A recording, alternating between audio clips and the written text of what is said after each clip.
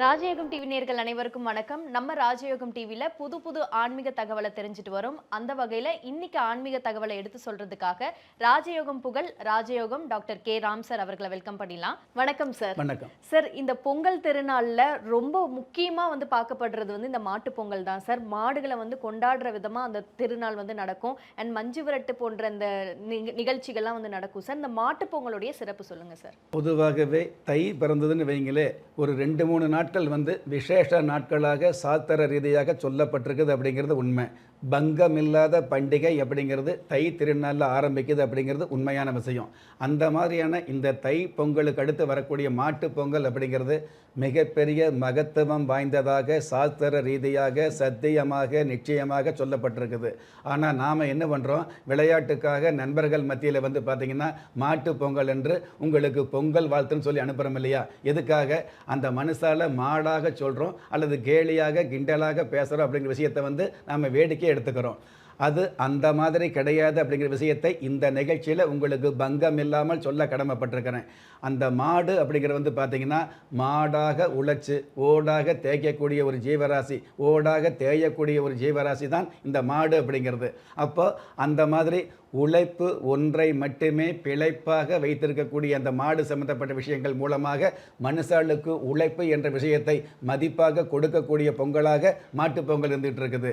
சாதாரணமாக சக்கரை பொங்கல் வச்சு மாட்டுக்கு குளிப்பாட்டி சக்கரை பொங்கலை ஊட்டுறதுனால நமக்கு நல்லது அப்படிங்கிறத விட அந்த மாட்டுக்கு உழைக்கிற அந்த மாட்டுக்கு அவ்வளவு மதிப்பு இருக்கும் பொழுது மனுஷாளுக்கு இதைவிட மாபெரும் மதிப்பு கிடைக்குங்கிற ஒரு மகத்துவத்தை மரியாதையோடு மறைமுகமாக புரிய வைக்கக்கூடிய பொங்கல் இந்த மாட்டு பொங்கல் அப்படிங்கிறது உண்மையான விஷயம். அதனால் இந்த மாட்டு பொங்கல் சம்பந்தப்பட்ட விஷயங்களுக்கு மாட்டுக்கு பொங்கல் வைக்க சொல்லி சாஸ்திரம் சொல்லியிருக்குது. ஆனால் மனுஷாளுக்கு பொங்கல் வைக்க முடியாது அப்படிங்கிறது உண்மையான விஷயம். இருந்தாலும் இந்த மாட்டு பொங்கல் என்று ஒரு மனுஷாளுக்கு ஏதாவது ஆசை இருக்கும் இல்லையா? மனுஷனாக பிறந்த எல்லோருக்குமே ஆசை அப்படிங்கிறது அதிகமாக இருக்குது அப்படிங்கிறது உண்மை. 5 வயசு குழந்தையாக இருந்தாலும் சரி, 55 வயசு பெரியவராக இருந்தாலும் சரி, 85 வயசு முதியவராக இருந்தாலும் சரி, ஏதாவது ஒரு ஆசை இருக்குது அப்படிங்கிறது உண்மையான விஷயம்.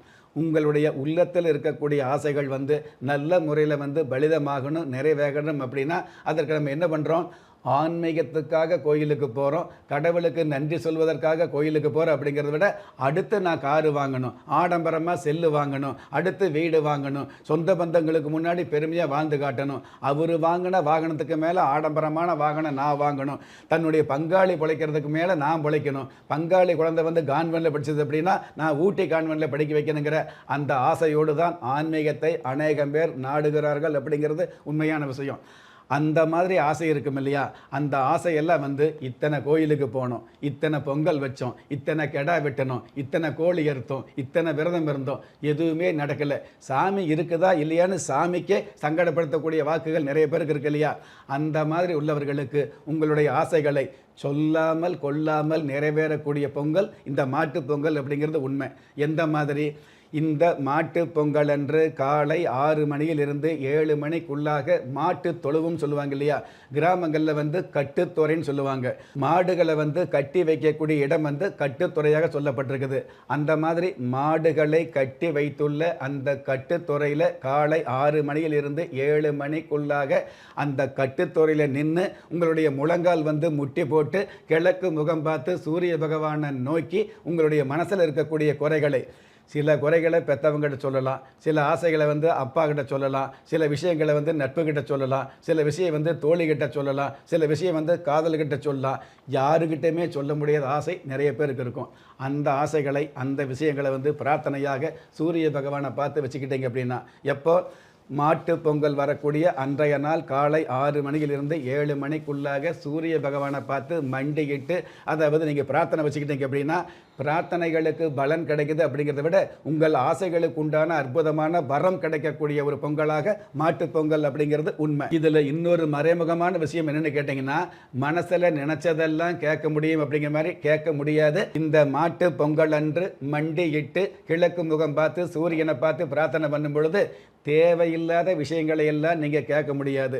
உங்கள் வாழ்க்கையில் எது தேவையோ எது நடக்கணுமோ, உங்களுடைய கரு உருவாகும் போது என்ன ஒரு அதிர்ஷ்டம் விதிக்கப்பட்டு சொல்லப்பட்டிருக்குதோ விதிக்கப்பட்ட அந்த விஷயங்கள் சிந்தாமல் சிதறாமல் கிடைக்கக்கூடிய பாக்கியங்களை வரமாக கொடுக்கக்கூடிய ஒரு பொங்கலாக மாட்டுப் பொங்கல் அமையும் அப்படிங்கிறது வாழ்வியல் ரீதியாக நீங்களே உணர முடியும். Super sir. பொங்கலுடைய சிறப்பு, அது மட்டும் இல்லாமல் மாட்டு பொங்கலுடைய ஒவ்வொரு விஷயங்களும் அவங்க பண்ணக்கூடிய விஷயங்கள் எல்லாம் சிறப்புகளாக அமையறதுக்கு என்னென்ன மாதிரியான வழிமுறைகள் அப்படிங்கிற தெளிவான விளக்கத்தை கொடுத்தீங்க சார். இன்னைக்கு நிகழ்ச்சியில் கலந்துக்கிட்டதுக்கு நன்றி சார். நன்றி.